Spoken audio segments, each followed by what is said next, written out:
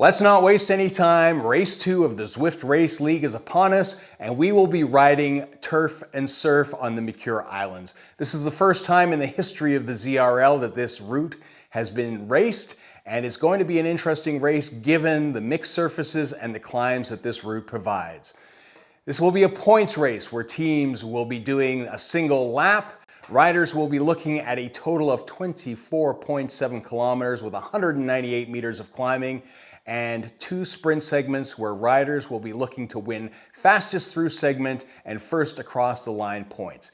It's going to be a fast and thrilling lap with a wide range of strategies available to teams as they push to take victory on this stage. Bike choice here.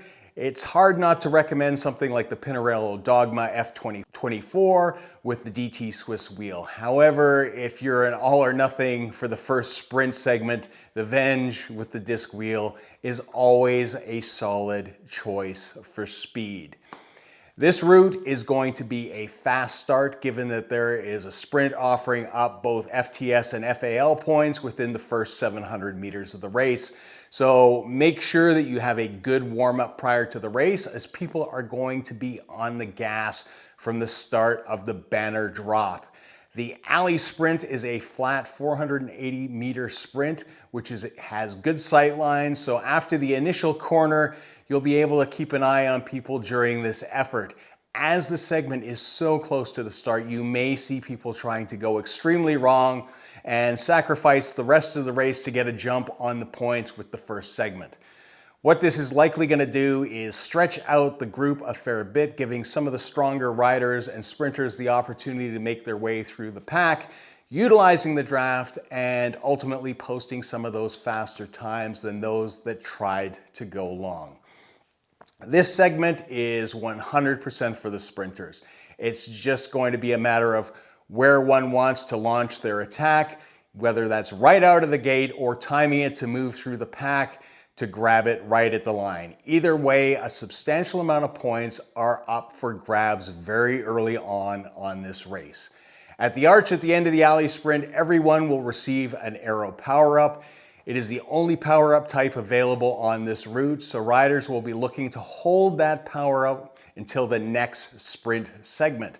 And after that, when they receive their next power-up, they will save that for hopefully their final sprint. After the initial mayhem has occurred and the outcome of the sprint has been determined, things should calm down rather quickly. The main groupings will form and it should be relatively uneventful from the 1.1 kilometer mark to the base of the Festival Harbor climb at 14.6 kilometers. The Festival Harbor climb looks like dirt, but it's in fact sand. And the climb overall is quite draftable. So here, positioning is important, and getting yourself in a position where you can utilize the draft will be key.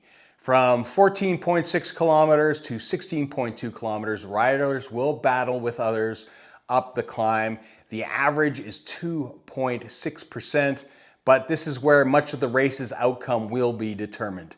Teams that went all in for the first sprint, unless the race has allowed them to recover, may find themselves out of contention for the remaining points on the next sprint section.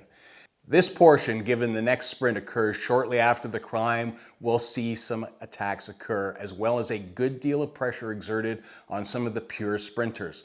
Climbers may attempt to make a little bit of a break in hopes of stealing away some of those FAL points by exerting as much pressure as they can during the climb, pushing the pace to cause as much damage as they can to the rest of the group.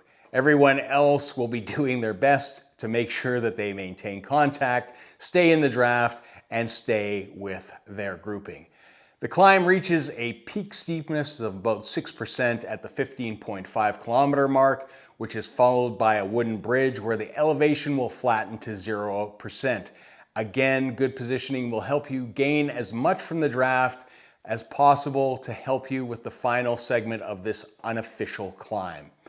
At 16.2 kilometers, you will start hitting a small decline leading into the Shisha Sprint.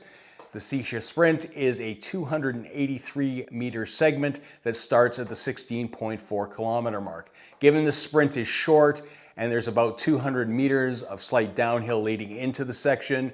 You will see riders powering up before the official sprint start marker. Also, after the battle up the festival harbor climb, you will see many of the sprint efforts will have been essentially nerfed, especially if the climbers have really pushed the climb in an attempt for a breakaway. Now, if you have the power up still and you haven't had to use it in a defensive manner, it's the time to use it, as you will be awarded one again at the end of the sprint. With the sprint complete, you will see speed likely drop again as people get their recovery in, and the action will likely be uneventful until the final unofficial climb at the Pain Cavern. At the 21.4 kilometer mark, riders will enter the Pain Cavern, which is a 2.1 kilometer climb with an average gradient of 3%. Again, a very draftable climb that will see some moves to shed riders before the finish line. The figure 8 section is where riders will experience the steepest part of the climb, and this is where you're going to see the majority of moves, where it maxes out at 6.7% at approximately the 22.8 kilometer mark. With the climb complete, there is only about 900 meters before the finish line when people again hit the pavement. Once riders have made the turn towards the bridge, the finish line should be in sight in the distance. With about 750 meters remaining at this point, some riders will try and hold any gaps created on the climb, while others will be frantically trying to close things down in hopes of a final sprint. 300 meters is probably going to be the final launch point, but even that, a short sprint may feel extremely long, especially after that climb and the racing that's occurred before that. It won't hurt to have a teammate here to help propel you to the finish, but best of luck. Hopefully this video has helped you establish a strategy going into the race. I wish you all the best of luck in next week's race.